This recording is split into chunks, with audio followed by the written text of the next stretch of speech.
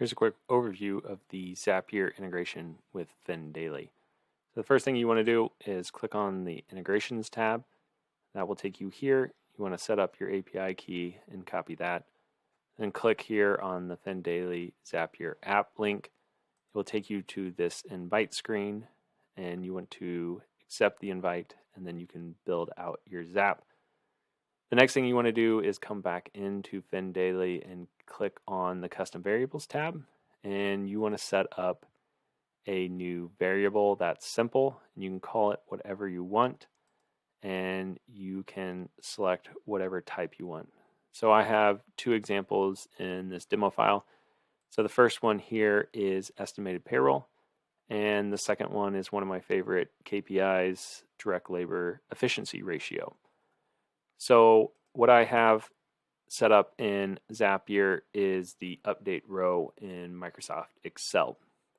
So I have my OneDrive connected, and it's going out to a Zapier file I have and pulling these KPIs and the estimated payroll amount.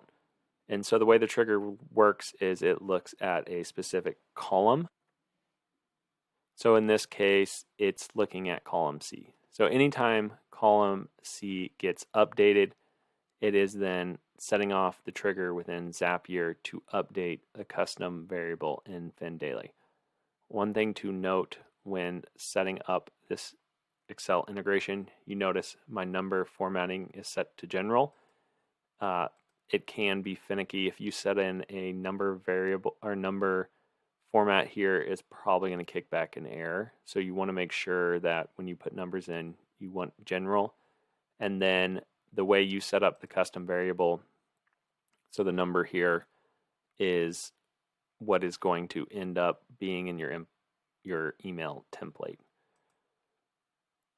So once that trigger happens, the next thing it's doing is it's coming into FinDaily, and you're telling it essentially what custom variable to hit. So I can pick any of those variables that you see here in FinDaily for it to populate, and it will update the numbers every time that spreadsheet is updated. So in my firm, I have my contractor input those numbers. Another use case for this could be a bank account that is not connected to Plaid.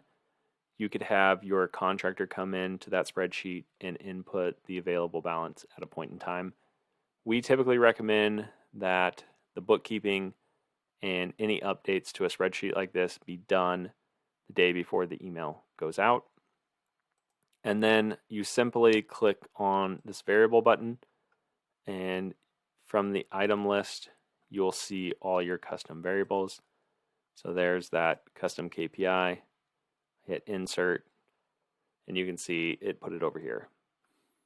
So what I would really have for a client email is something like this, explaining them what the KPI means, the actual KPI, which you can see over here, is being pulled in via Zapier versus the goal. And I hope that helps you set up your Zapier integration with FinDaily.